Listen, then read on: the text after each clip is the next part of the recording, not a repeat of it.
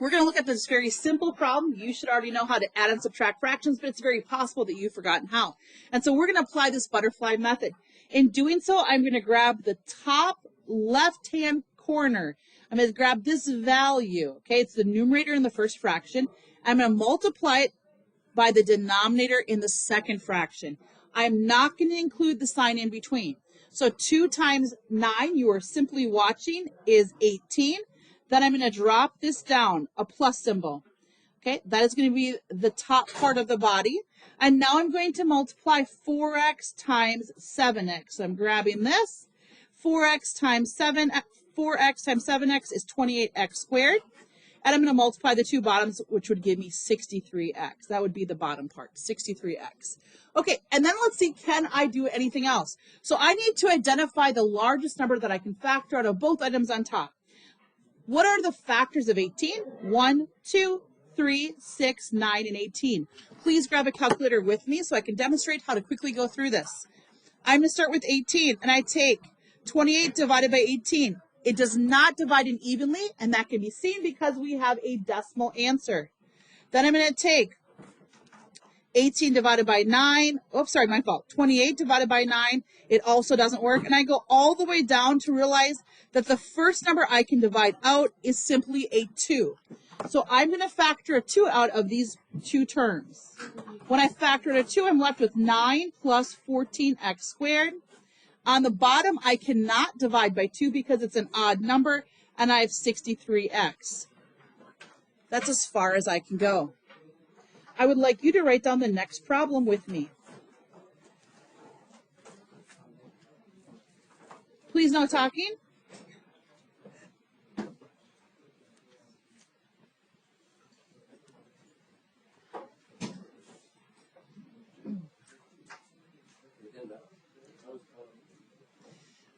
Remember, I'm going to exclude the sign in the middle. That's going to be the top part of the body of the butterfly. So I'm going to multiply these two. And how do I do that? Well, I start with the value. So 3 times 8 is 24. And then I count the number of x's. There's 1x.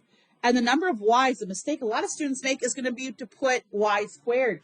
This is not y squared. There's 1 here and 2 more giving us y cubed. That's my first value after I multiply. Now I'm going to take whatever this symbol is and I'm going to drop it down.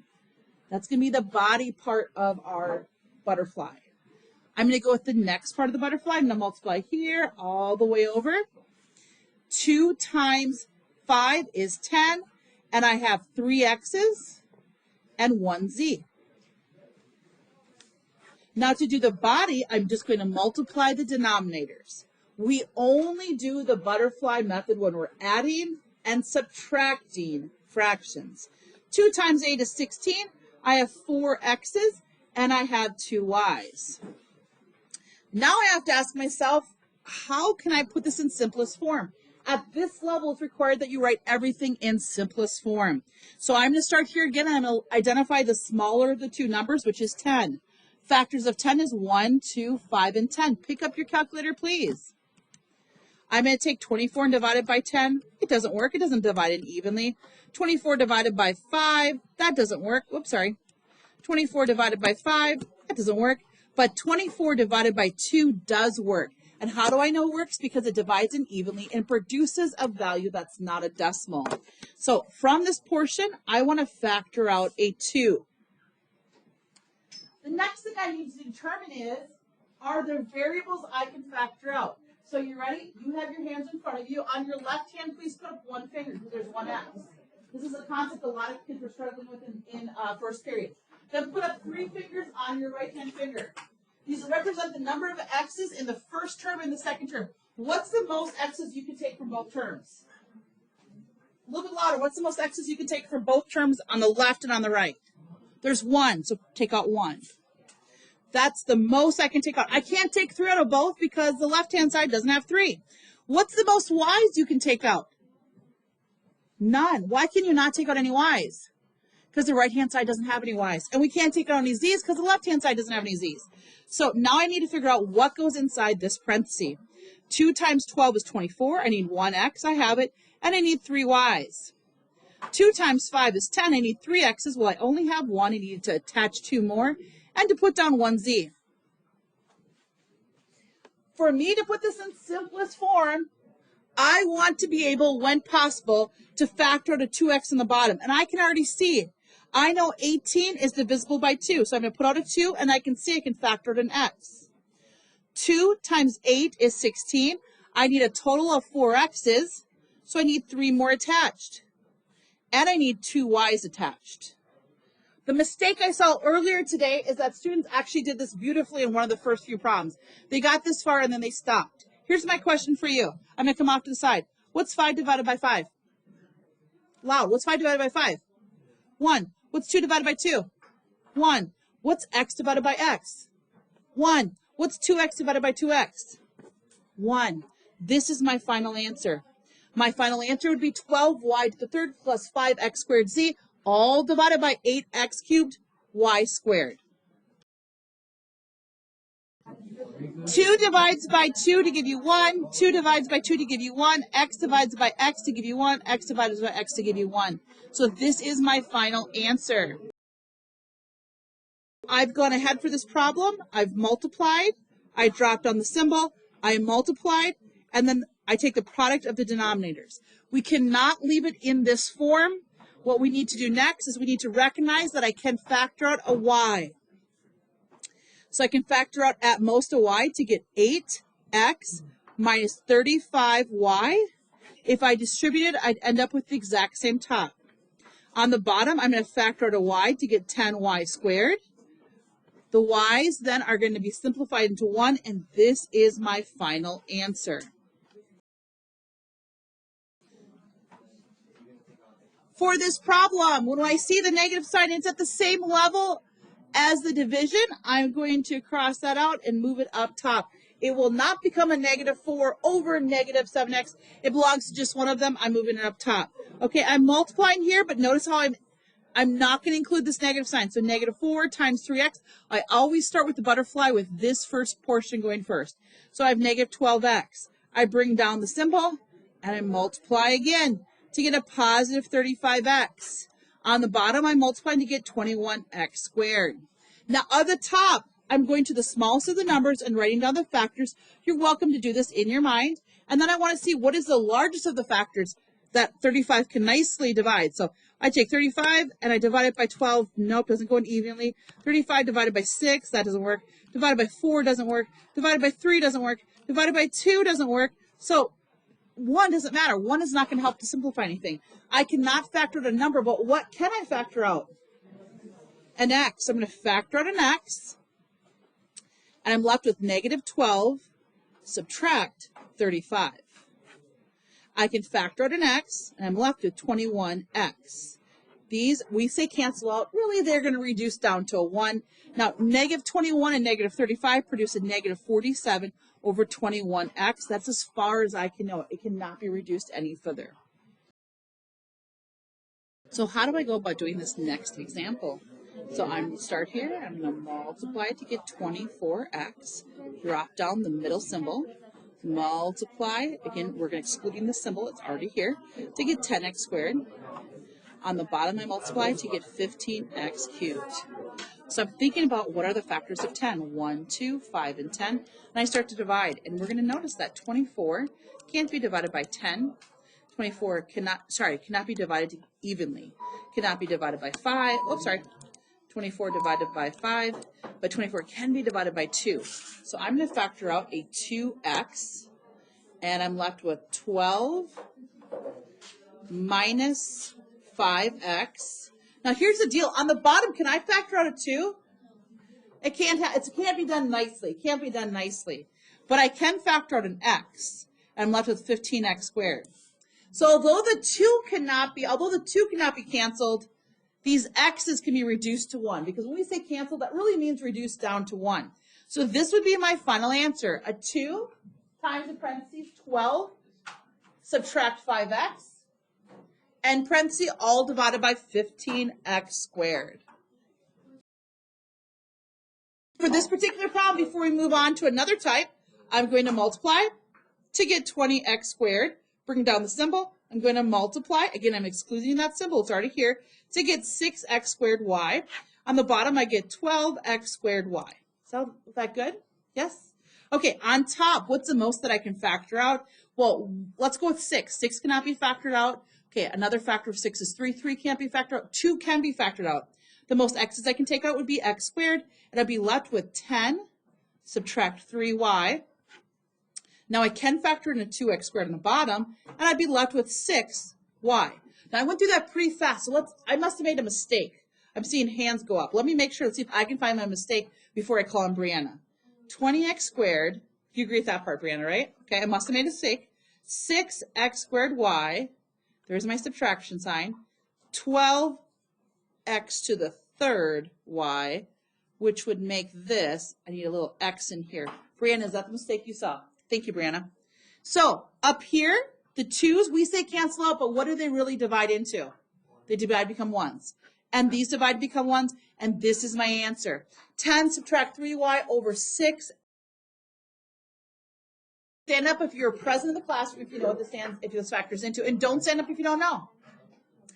Okay, sit back down. So there's a hidden 1 here. 1 breaks into 1 and 1. 4 breaks into 2 and 2. This divides into x, and as long as I have subtraction, it's 1x plus 2 and 1x minus 2. You may think of it as x plus 2 and x minus 2, same thing. Okay, please stand up if you know what this factors into. Please stand up if you know what 9x squared minus 4 factors into. Okay? Please sit back down so I can see. This factors into 3x plus 2 and 3x minus 2. Can I have a thumbs up, a thumbs down if you're understanding the concepts around? Thumbs up, thumbs down, okay? So I'm going to speed it up now. You ready? This time you and your partner are going to come up with an agreed, only you and your partner can talk. You're going to go a red cup you agree, a green cup if you agree on top, a red cup if you disagree. Let me move this down so people at home rewatching this can see.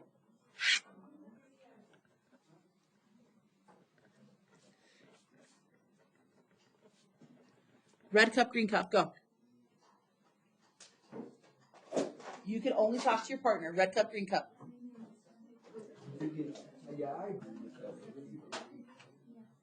This is true. How can I prove that?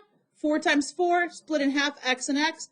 1 and 1, and has to have subtraction. That works out. Okay, next up. Okay, go cups side by side, please.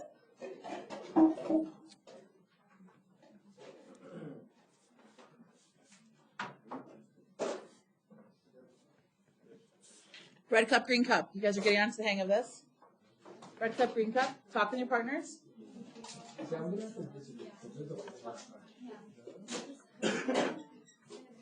This is not true. Why? Because I have a plus sign. But a common mistake students make then, when there's a plus sign, is they think they're going to write this down twice with a plus sign. And if you FOILed this out, that would not be the case. We'd get 25x squared plus 20x plus 4. That is not equivalent. When we factor, we just rewrite something in an equivalent form. So this is not factorable. Keep that in mind. This is not factorable. Okay, let's talk about something else here. Let me actually give us a problem now. I want you to write this down. Let me grab just so I can see exactly what I'm looking at. Hold up here, hold up, hold up. Okay, I see it. I want, let's go with a 3 on top over x plus 3. Subtract 11 on top with a 4x squared plus 18x minus 10 on the bottom. Now this looks much different than what we've been doing, but it's the same basic rules, exact same basic rules. So how do we do this? I want you right now to recognize this is not just an x on the bottom, it's an x plus 5. So the way this is written is wherever the x goes, it has to belong to an x plus 5. Now when I look at the denominator of the second term, I recognize they're all divisible by 2. So I'm going to really lightly cross this out, and I'm going to rewrite this as 2x squared plus 9x minus 5. I just simply factor out a 2. Now, I'm going to take what's inside. It's a trinomial that's inside parentheses, and I want to see, can I factor that? 2 times negative 5 is negative 10. I want to see is there two numbers that multiply to give us negative 10 and combine to equal positive 9. This tells us that the two numbers, if they exist, are different signs. And this says the larger of the two numbers would be positive. So I'm going to go positive 10, negative 1. Let me check. That multiplies and that combines. Now, I'm going to teach you the shortcut method. A lot of you like the AC plus B method. I'm going to do it a little bit different. So this 2 still remains there. I'm going to make 2 parentheses. These are my chosen numbers. So I'm going to write x plus 10 and x minus 1. We are solely looking at this trinomial. And whenever the leading coefficient of a trinomial is anything other than 1, we have to account for it. And we're going to put it underneath both values. And now we're going to attempt to reduce. So 10 divided by 2 reduces down to a nice integer. Awesome. This reduces down to 5. Great. Does 1 over 2 reduce any further? It does not, but if you're not sure, grab a calculator, please. Take 1 divided by 2 on your calculator, then hit the button that says math, and hit enter twice. Again, take 1 divided by 2 on a calculator, hit the button that says math, hit enter twice, and you're going to see that 1/2 is in simplest form. It cannot be reduced. What do we do when we are still left with the fraction? We take the bottom number and we push it up, 2x minus 1. This is equivalent to this. Now, why would we do that? In order for us to combine these two fractions, the bottom has to be exactly the same. So I would like you to underline x plus 5 and x plus 5. They're exactly the same. Awesome. We're on track. This is great. But this has a 2 on the bottom. It's my second group that I'm analyzing. And there's no single 2 over here. So to the term, we have 2 terms here separated by a subtraction sign. The one on the left-hand side doesn't have a 2 on the bottom. So I'm going to put a 2 on the bottom. And whatever goes in the bottom must also go on top.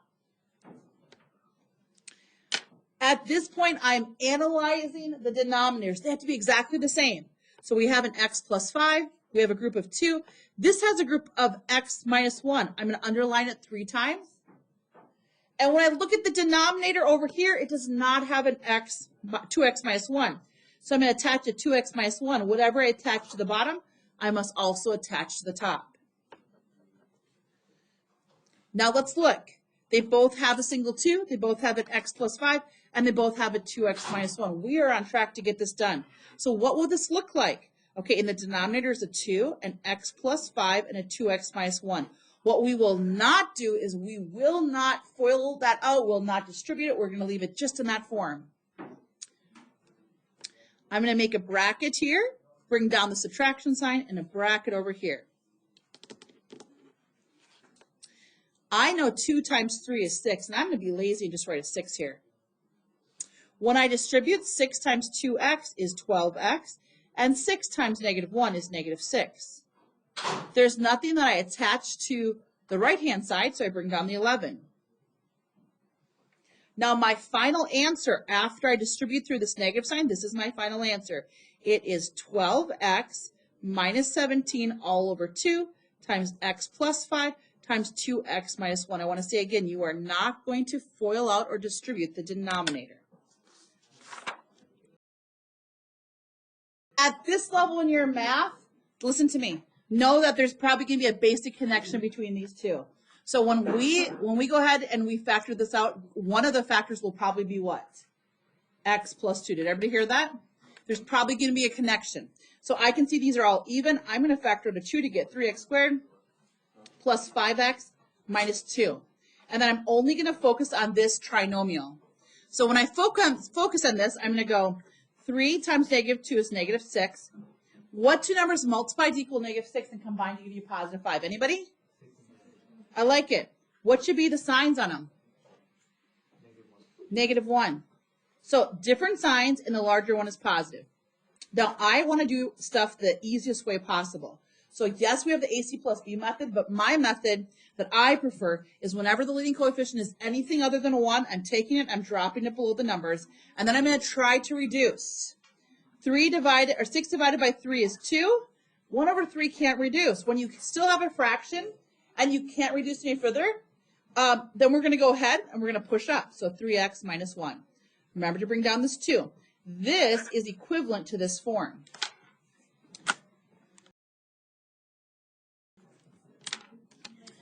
All right, here we go. So we have, you're done?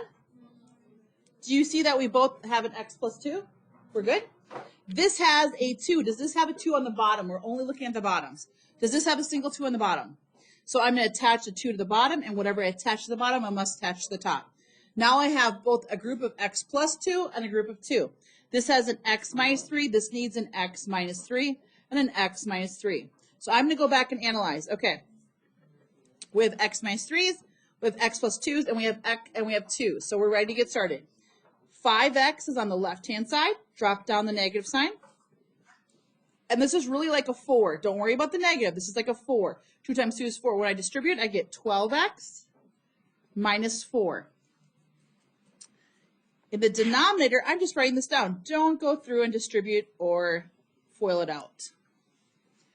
Now, when I take that subtraction sign, or negative, however you want to think of it, and when I distribute, I get 5x minus 12x plus 4.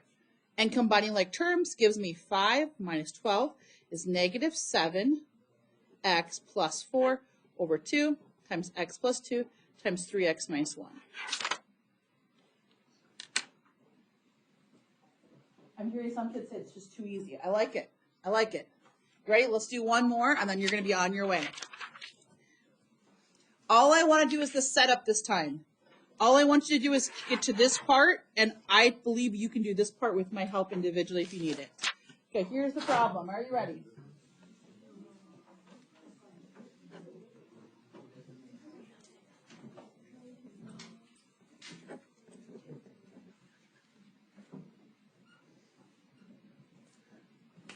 We could be done with this problem in 30 seconds. Bless you. Estras, what's the first thing you would do? A wrong answer would be really good. So I want you to get the right answer, but if it's wrong, we're going to learn. I don't know, can't be an answer. Look at the denominators. What'd you say? So what would this break into? Remember we did this at the very beginning of class? Okay. That is really close. That's the right idea. We got the wrong numbers. What do you think? 2. And can you explain to him, because I can promise you that more than half class is still confused. So go ahead. Explain, because that was the right idea. We just chose the wrong numbers. What do we need to do? Yeah, square root the 4, and then there's like a hidden 1, square root the 1, and then we divide this by 2. So we're all good there. All right, let's see. Who else likes to be called on? Yvette! Look at the denominators, Yvette. What do they both have in common? One group of... You hit it right. You said it right. Okay, so I'm going to underline that. They both got that. Crystal G, what is the right-hand side missing? An x minus 2. So whatever I write on the bottom, I must also write on top. Now, are the denominators exactly the same? You guys have to say yes. Yes, okay, great. X plus 2, x minus 2. On top, I'm going to make 2 brackets separated by an addition sign. There's 6x on the left-hand side. On the right-hand side, I'm going to distribute the 3 to get 3x minus 6.